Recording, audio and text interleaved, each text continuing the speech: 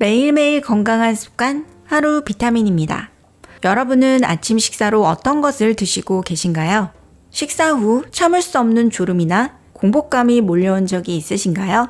아마 많은 분들이 귀찮다거나 시간이 없다는 이유로 우유에 달콤한 시리얼을 먹거나 빵, 꿀, 잼 등 달달한 음식을 드시곤 하실 텐데요. 이런 식으로 아침을 드시면 혈당 스파이크가 올 수 있기 때문에 절대 주의하셔야 합니다. 혈당 스파이크가 자주 일어나게 되면 건강검진에서 아무 이상이 없었던 건강한 사람도 심근경색이나 뇌경색, 돌연사와 같은 치명적 증상이 갑작스럽게 찾아올 수 있는데요. 이는 혈당 스파이크가 반복될 경우 혈관 내피세포가 손상되어 염증이 생길 수가 있고, 그로 인해 혈관벽이 두꺼워지고 동맥경화와 심근경색 등으로 이어질 가능성이 높아지기 때문입니다. 특히 당뇨인이라면 췌장의 기능은 더 빠르게 손상되기 때문에 결국 당뇨 합병증을 유발할 수가 있습니다. 왜 이런 문제가 나타나는지 알기 위해서는 먼저 우리 몸이 어떻게 움직이는지 알 필요가 있습니다. 우리 몸의 혈당 수치는 식사나 운동의 영향을 받으면서 계속 변하게 됩니다. 하지만 이 변화는 보통 70에서 140mg/dL 사이에서 정교하게 조절되게 되는데요. 이러한 혈당 조절에 문제가 생기면 혈당이 정상 범위를 넘어서면서 공복 혈당장애나 당뇨병으로 진행되게 됩니다. 더 심각한 것은 공복 혈당장애나 당뇨병이 아니라고 하더라도 하루간 혈당 변동이 과도할 경우 건강에 부정적 영향을 준다는 것입니다. 혈당 스파이크, 즉 음식을 섭취한 뒤 혈당이 급격히 올라갔다 내려가는 경우 인슐린 분비가 늘어나면서 당이 체지방으로 축적되게 되는데요. 이는 오히려 배고픔을 더 심하게 느끼게 만들고, 이런 현상이 반복되면 비만이나 심혈관 질환, 당뇨병 등의 발생 위험을 높이게 됩니다. 뿐만 아니라 식후 피로감, 급격한 졸음, 집중력과 판단력 저하, 우울증과 같은 증상도 나타날 수 있게 되는데요. 그렇다면 혈당 스파이크를 막기 위해서는 어떻게 해야 할까요? 아침은 오랜 시간 공복이 유지되면서 혈당이 낮은 상태이기 때문에 음식이 갑자기 들어오면 혈당이 빠르게 높아지게 됩니다.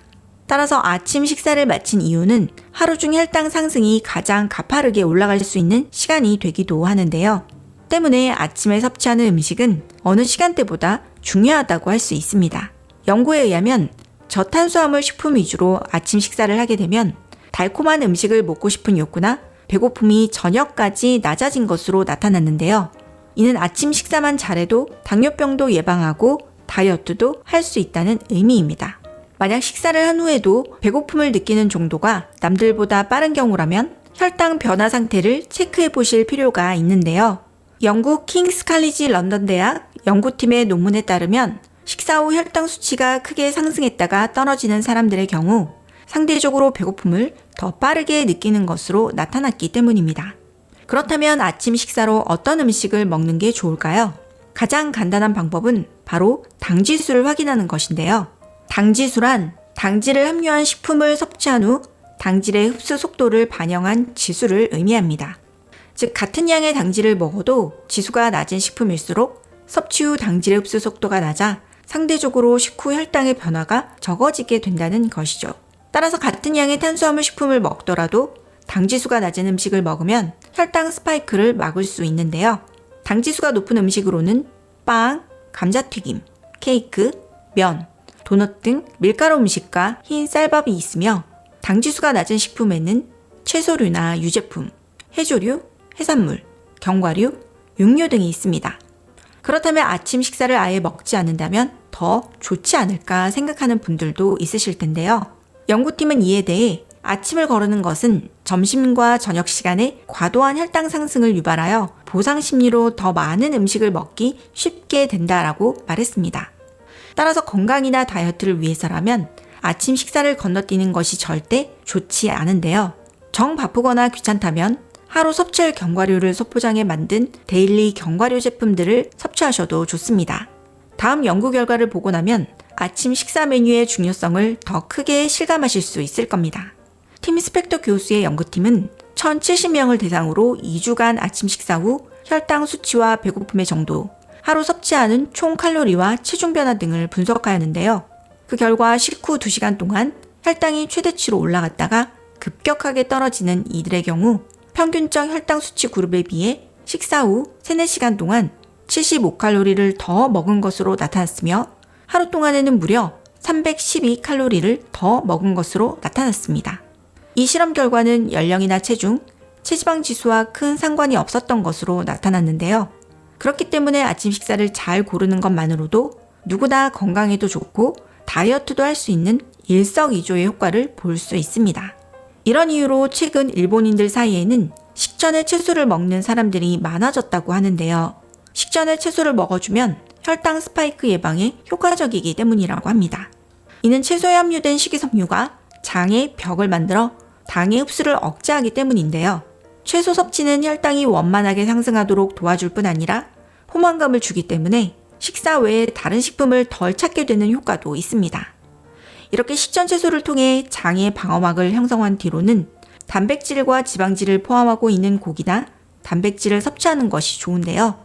단백질 섭취 시 소장과 대장에서 분비되는 인크레틴 호르몬은 위산의 분비를 감소시키고 음식이 위에 오래 머물게 하기 때문에 식후 급격한 혈당의 상승을 막아주는 효과도 볼 수 있습니다. 이후에는 밥이나 빵을 섭취해도 혈당이 큰 폭으로 상승하지 않게 되는데요. 결론적으로는 식전에 채소를 먹어주고 주식을 섭취할 땐 단백질 음식에서 탄수화물 순서로 섭취하는 것이 혈당 스파이크를 예방하는 데 좋은 방법입니다. 규칙적 식사 역시 중요합니다. 끼니를 거르거나 간격을 너무 길게 두면 혈당이 심하게 낮아지게 되기 때문에 격한 허기를 느끼게 되는데요. 이로 인해 간식을 찾거나 폭식하는 원인이 되기 때문입니다. 식습관과 함께 혈당 스파이크를 예방하기 위해서는 규칙적 운동도 무엇보다 중요한데요. 이는 혈당 스파이크의 주요 원인 중 하나가 지방간으로 인해 발생하기 쉽기 때문으로 에너지 소비량을 늘릴 수 있는 유산소 운동과 근력 운동을 꾸준히 해주는 것이 좋습니다. 또 과도한 스트레스를 받게 되면 체내 스트레스 호르몬의 분비가 늘어나 혈당을 올리고 외부 공격에 대비하는 신체 반응을 보이게 되는데요. 따라서 일상생활 중 스트레스 노출을 최소화하거나 이것이 어려운 경우 자신만의 해소법을 찾아 스트레스를 관리해줄 필요가 있습니다. 잠이 부족하거나 깊은 잠을 못 자는 경우 역시 혈당 스파이크가 자주 나타나게 됩니다. 이를 예방하기 위해서는 수면 시간 등 일상생활을 규칙적으로 유지해 주셔야 하고 수면할 수 있는 침실 환경을 조성하는 것이 중요합니다. 오늘은 혈당 스파이크를 예방하는 방법에 대해서 알아보았는데요. 오늘 내용 도움되셨나요? 구독과 좋아요, 알림 설정 잊지 마시고 지금 바로 꼭꼭 한 번씩 눌러주시고요. 오늘 내용이 도움이 되셨다면 이 영상을 주위 분들에게도 널리 공유해주세요. 그럼 저는 다음 시간에 더 알차고 재밌는 내용으로 찾아뵙도록 하겠습니다. 시청 감사합니다. 안녕.